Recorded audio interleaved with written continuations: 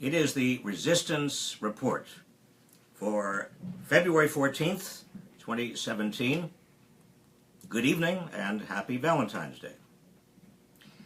It wasn't a great Valentine's Day for Donald Trump, I don't believe, although one never knows.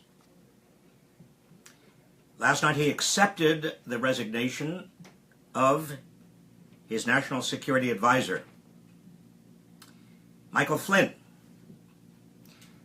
We don't know exactly what happened. In fact, that's one of the interesting things I want to talk to you about. I've been thinking all day, not about Valentine's Day, and I haven't even been thinking very much about Michael Flynn.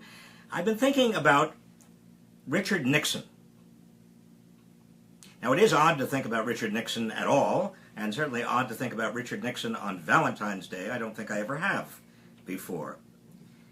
But Richard Nixon came into my head because I remember Watergate. I remember the Watergate scandal. And I remember in 1974, Richard Nixon and impeachment.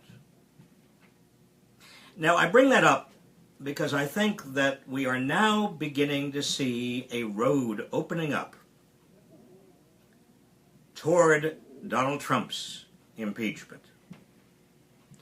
And let me explain that. And I want to put in context the Michael Flynn resignation, because my job in these resistance reports is to give you context, to provide you with some ways of linking up and connecting the dots and showing the significance.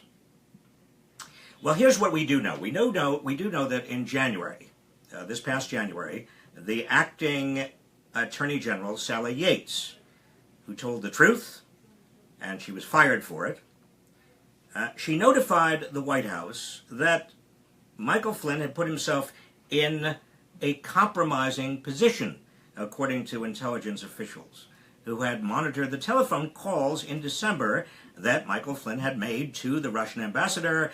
And contrary to Michael Flynn's assertions publicly, when he said, no, it was just purely logistical. I didn't make any contacts with the Russian ambassadors or the Russians about any assurances that Donald Trump wanted to give to the Russians concerning the sanctions that were coming down on the Russians because of the Russians' interference in the 2016 election. No, said Michael Flynn, I just talked to the Russian ambassador about logistics, nothing substantive. And apparently Michael Flynn said the same thing to the vice president. And now it comes out, of course, that the intelligence agencies were listening to the call. They had information that Michael Flynn said something very, very different than what he professed to say, and therefore the Russians might have something to blackmail him with, and that the Trump administration, Donald Trump himself, ought to know about this. Well, Donald Trump must have known by then. In fact, there is more and more evidence that he did know then, in January, what had happened, but he did nothing.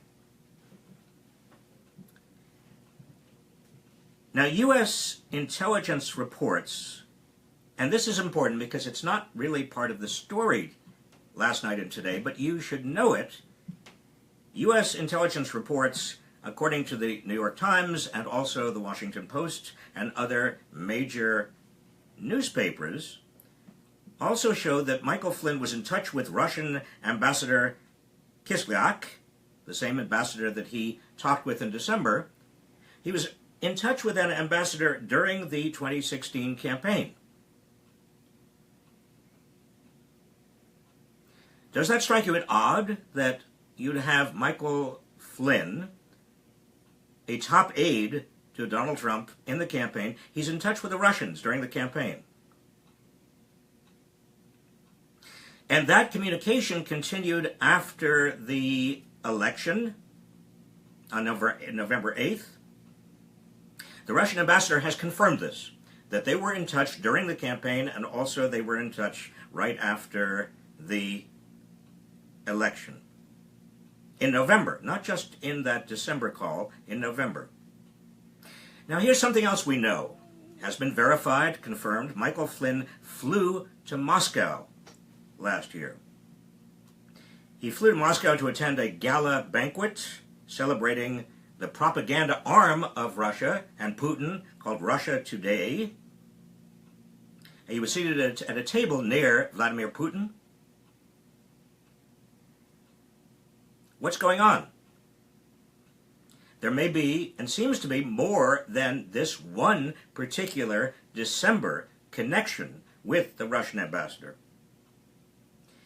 Now, just again, for additional context, bear in mind that the Trump campaign manager during this period of time, that is last year during the campaign, for much of it, was a fellow named Paul Manafort.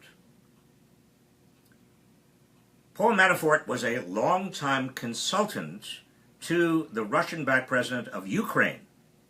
The Russian-backed president of Ukraine, who was overthrown in 2014. And his being overthrown actually was the predicate for Russia beginning to move into Ukraine. Also, Paul Manafort has done multi-million-dollar deals with Russian oligarchs. Between 2007 and 2012, Manafort received, according to news reports, some $12.7 million in cash payments from the pro-Russian political party in Ukraine. You're starting to connect the dots?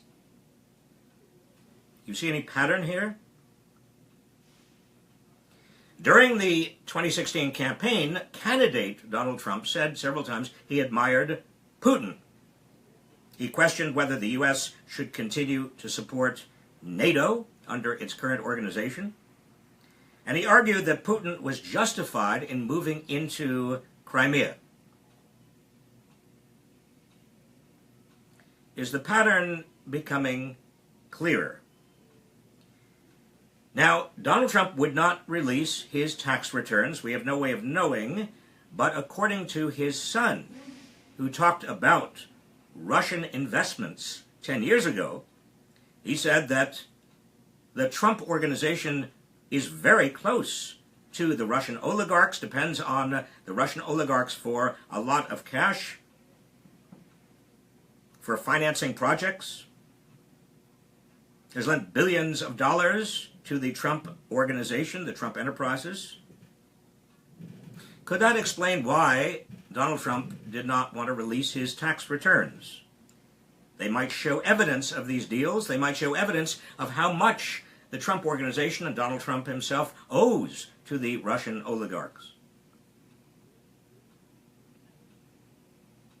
I should also add, just for another data point that you can connect, Trump picked as his Secretary of State, a critically important position, ExxonMobil CEO Rex Tillerson. Rex Tillerson is also quite close to Putin.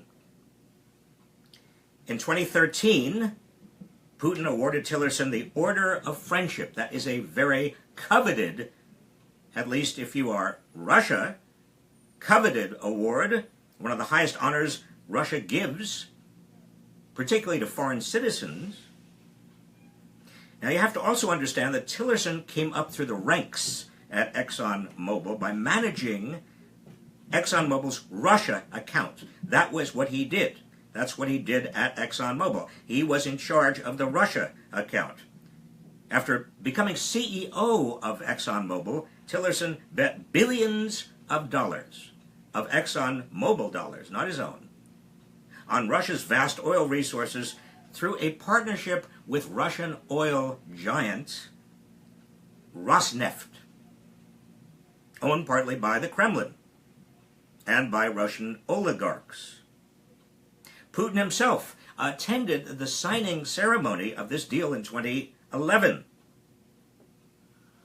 And when it became known that Trump was considering Tillerson for Secretary of State, Russia said publicly, Putin said publicly, that they would welcome Tillerson being named America's top diplomat. Continue to connect the dots. We learned just yesterday that top National Security Agency officials have decided not to share top secret intelligence with the White House any longer. They're holding back sensitive information. Why? Because they fear that it will get back to Russia. In fact, top intelligence officials, according to the New York Times, are concerned that even the White House Situation Room, now this is that room inside the White House where top secret foreign policy decisions are made, that even that Situation Room has been compromised by Russia. So here we come to the final question. If you've connected all of these dots so far, you see that it's much, much bigger, potentially, than just this one incident with regard to Michael Flynn. It actually has a lot more potential implications. The CIA, as you know, has concluded that Russia intervened in the 2016 election in order to help Donald Trump become president.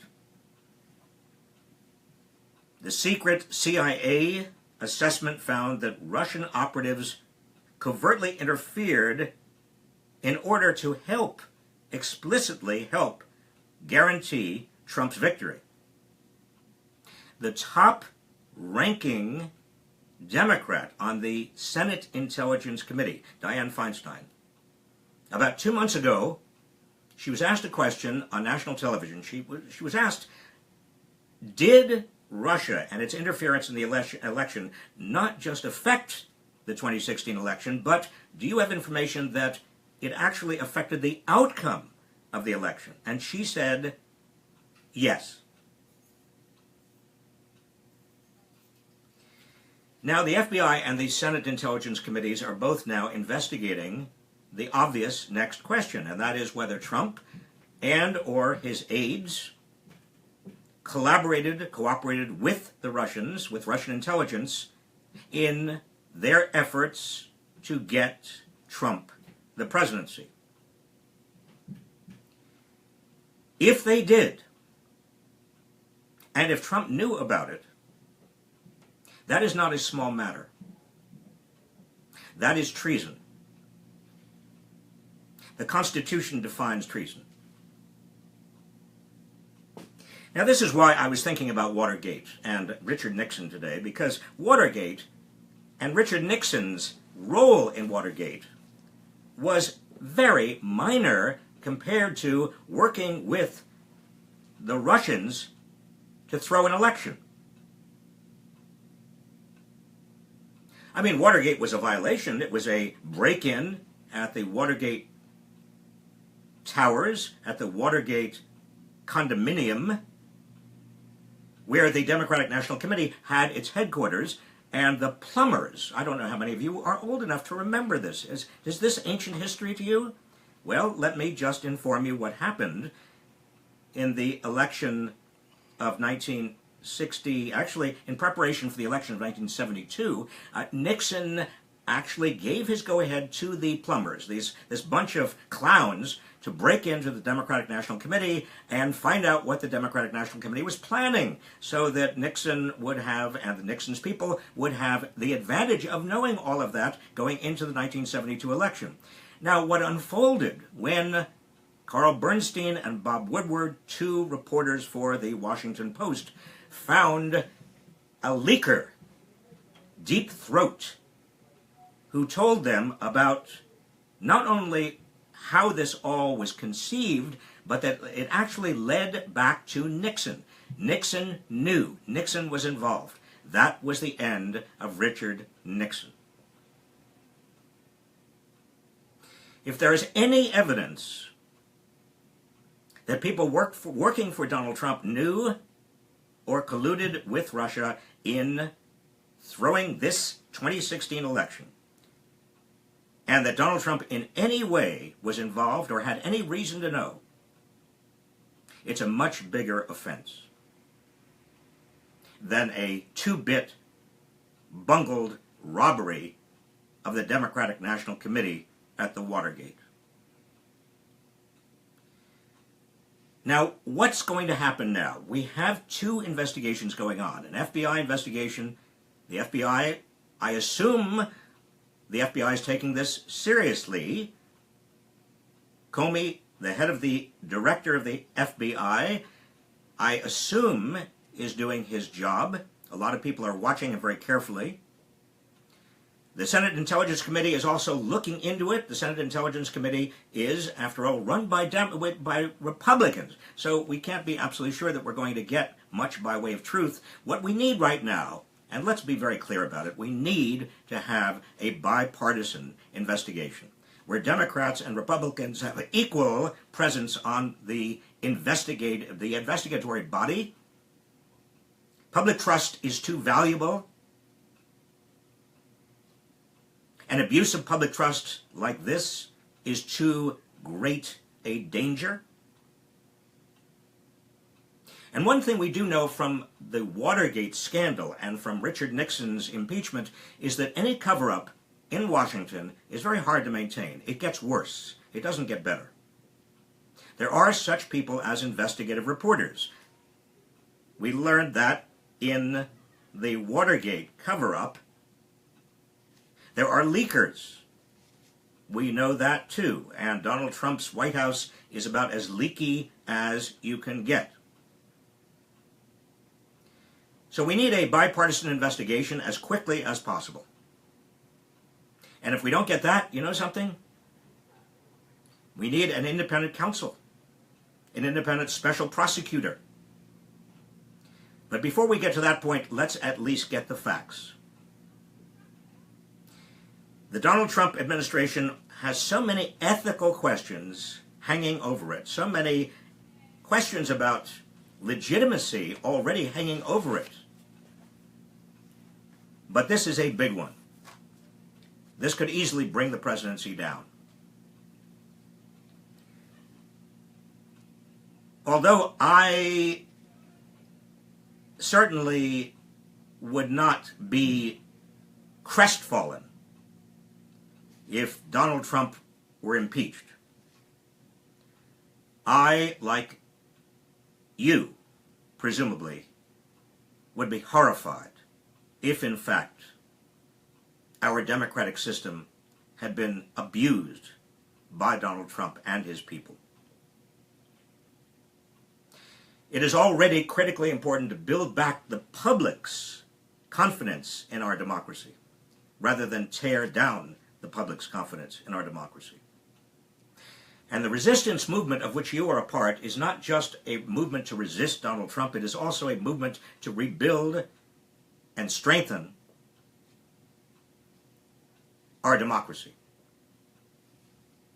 It's a movement to reclaim our democracy and also our economy, because democratic decision-making, small d, is responsible for the rules of the game in the economy. It's also necessary to reclaim our economy from the oligarchs in the United States, from those who are powerful and those who are abusing their power.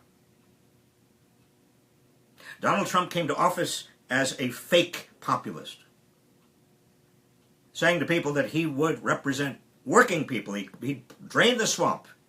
He has created in only 3 and a little bit more weeks the worst swamp that anybody can remember, except perhaps for Richard Nixon's own swamp.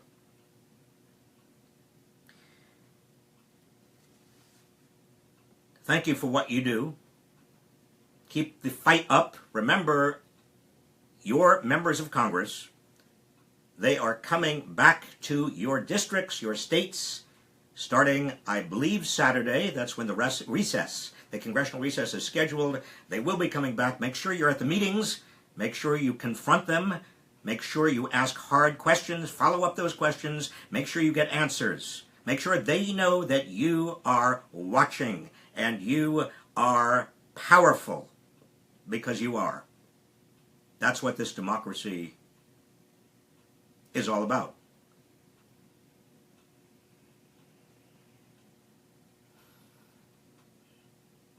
That's the end of tonight's Resistance Report. I'll see you tomorrow.